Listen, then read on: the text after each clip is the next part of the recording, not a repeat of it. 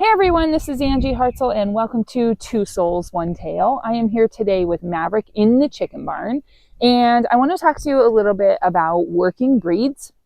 So Maverick, let's see if we can get him on camera before we work him. This is Maverick. Say hi. He's a mini Australian Shepherd.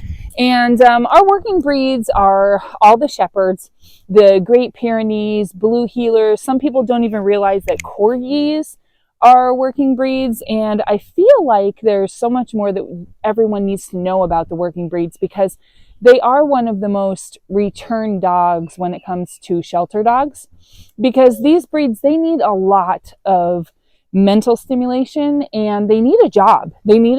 And if you don't give them a job, they feel really bored and they start to find their own way to activate what they need in their brain, which is chewing things, chewing furniture, chewing walls. Hang on, Maverick.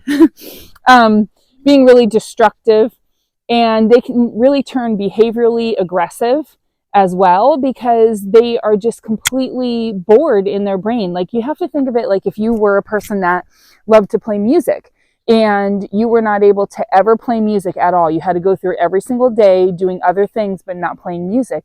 You would feel really unfulfilled. It's a piece of you, it's a creative side of you that you have to feed. Well, the same thing happens with the working breeds. Their DNA is made to want to work, to want to do, to want to chase and have a prey drive where they want to go after things. And when you have a working breed, if you don't have a way to feed that, you have to supplement with exercise and mental stimulation.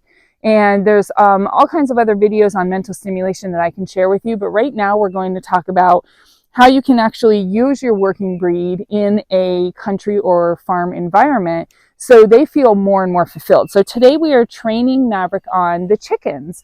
I have him in a muzzle as well as a 20-foot lead here.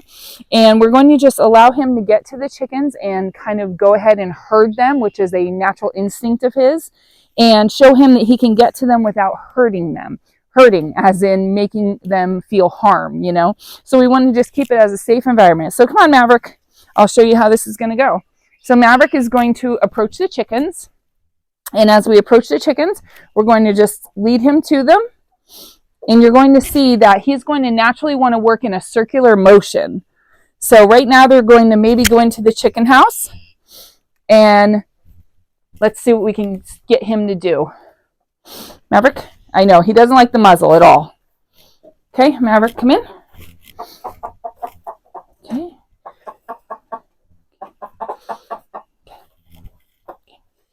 Okay, so you want to watch him work. He's going to, well, he's not liking the muzzle. The muzzle's definitely hindering us today. I'm going to take it off and see if we can get him to be a little bit more natural like he usually is.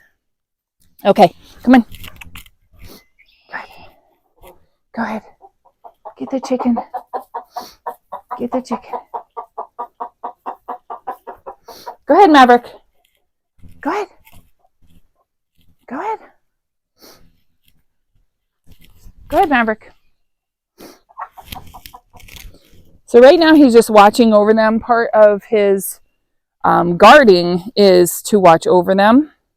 Just going to move the camera a little bit here. He isn't as active as he usually is because the muzzle definitely hindered him. But I'm just going to kind of let it play out and see. So you can simulate what he's trying to feel with the chickens by using a frisbee. A frisbee is a great way to get a herding dog's instincts to kind of kick in. He's been doing pretty good. This is only his third or fourth time up here with the chickens. So we're just going to let him notice he's watching them. Okay. And he definitely wants to get them. Oh, that one wants to get out. Okay. All right. Okay. Okay. So right now the chicken's on the fence. And Maverick is trying to, it's hard to move this easily. Maverick wants to get him. He says, you need to get down from there. You're not supposed to be up there. So I'm just going to back Maverick off and see if the chicken comes down on its own. Maverick, sit. Sit. I know. Sit. Sit. Sit down. It's okay. Sit. Okay. When we put a dog into a sit, their brain naturally shuts off. So we are not allowing the dog to stay in go mode when we put a dog in a sit. So putting a dog in a sit in the middle of a situation like this, a natural situation, is putting him back under our command. And now he's getting restless again. I don't want the chicken to feel pressured or anything like that. I'm just going to kind of let it on the fence and see if we can. Oh, there's a chicken. The chicken wasn't even in view. Come on. Come back in. I'm going to back Maverick up a little bit more.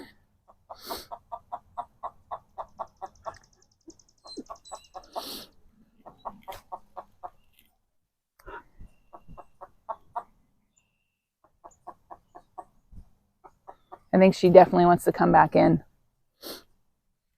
So as I was saying, when you put a dog into a sit, you literally can shut off that busy brain, that brain of, I need to go forward, I need to do this, I need to do that. Whatever it is they're targeting, you can shut that off by putting them into a sit. So if you're leash walking any type of dog and it's being really reactive to another dog, if you can get the dog to go into a sit, and then you might even have to say its name or whatever once it's in a sit if you don't have any treats, you just want to make sure that you're getting that brain to shut off long enough for you, the mentor, to step in and guide that dog through that situation.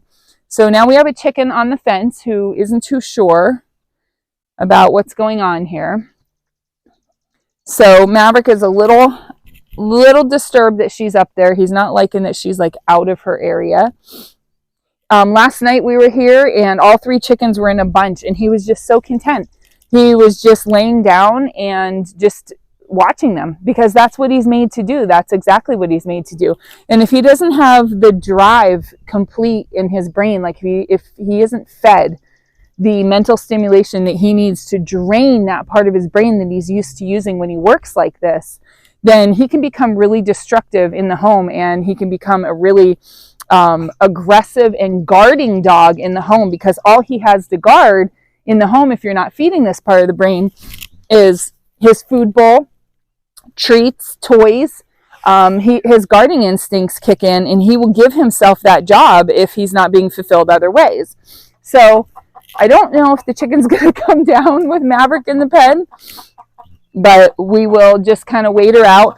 But I just want to do a quick video. It's just the very beginning of Maverick being able to be out here with the chickens and his herding instinct. Now, when you did see him go around the tree trunk, that is definitely what he does. When he's out here and we approach the chickens, he'll run the perimeter of the fence on the outside and make sure he knows the whereabouts of the chickens. It's just who they are and what they do. And there are so many people that misunderstand this in the working breeds. They need to understand that they must do activities like this, or at least let their brain think they're doing activities like this, which is where mental stimulation such as lick mats comes in, as well as at-home mental stimulation games. Like when you get an Amazon box and the brown paper's in there, you can trickle some treats in there and let the dog sniff its way through the brown paper and get to the treats. And using their nose like that is going to give the brain the same type of workout